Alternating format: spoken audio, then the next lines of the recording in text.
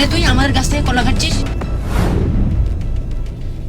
কে রে তুই? ও ভাই, এই কলা আমি কিনেছি তাই কাটছি। তুই কে রে? আমি তো এই কলা বিক্রি করিনি, তুই এই কলা কাটছিস কেন? ভাই, আমি এই কলা বাগানে সব কলাই কিনে নিয়েছি, আমি কলার ব্যাপারী। এই তুই কলার ব্যাপারী মানে? তুই কিসের কলার ব্যাপারী? আমার তো মনে হচ্ছে তুই চোর, তুই এই কলা চুরি করতে এসেছিস। চুরি করতে এসেছি মানে?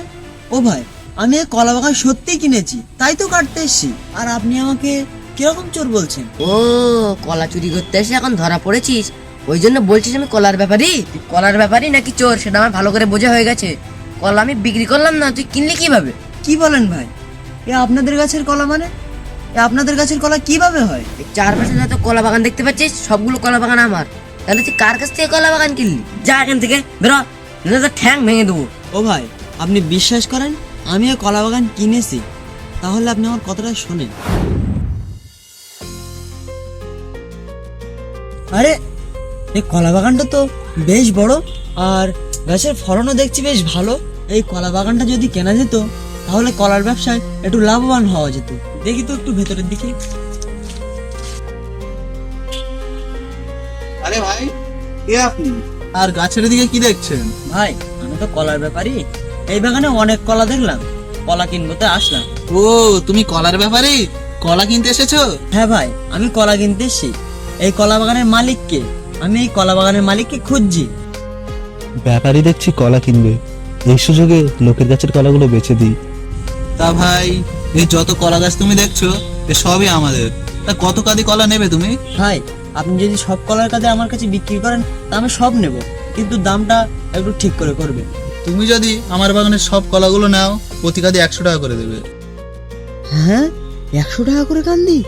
এই বাগানে যত কলার কান্দি আছে সবগুলো তো প্রায় 250-300 টাকা করে দাম।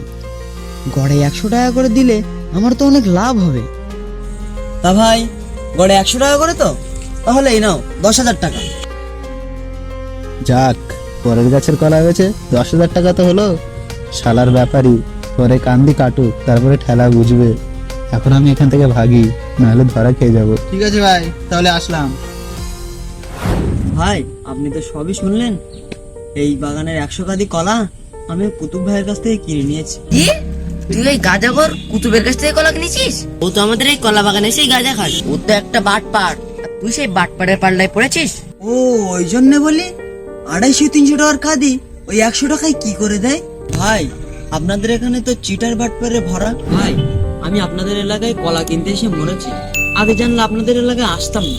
আমি ওর উপরে বিশ্বাস করে ওর কাছ থেকে কলাগুলো কিনেছিলাম, আর ও আমাকে সহজ সরল পেয়ে আমাকে ঠকিয়ে দিল। ভাই, আমার কাছে ব্যবসার জন্য ওই 10,000 টাকাই ছিল, আমি ওকে বিশ্বাস করে সব টাকা ওকে দিয়ে দিয়েছি। কলার দাম কম বলে আমি লোভে পড়ে সব কলাই কিনে নিয়েছিলাম।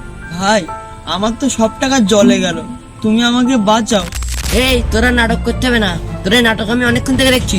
কলা চুরি করতে এসে ধরা পড়েছিস, এখন আবার অনেক রকম কথা বানিয়ে বানিয়ে বলছিস। এখনই তোর লাঠি দিয়ে দুঘা মারলে সব সত্যি কথা বেরিয়ে আসবে। ভালোই ভালোই বলছি আমাদের কলা বাগান থেকে বার হ, তাহলে মার খাবি বলো। যা এখান থেকে বেরো।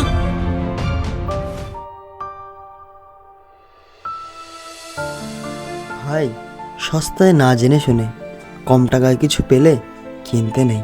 অতিরিক্ত লাভের আশায় সস্তায় কোনো কিছু কিনলে তার পরিণাম কিন্তু ভালো হয় না। আর যদি ভিডিওটা আপনাদের ভালো লেগে থাকে তাহলে ভিডিওটি একটা লাইক করবেন, আর চ্যানেলটিকে সাবস্ক্রাইব করে আমাদের পাশে থাকবেন।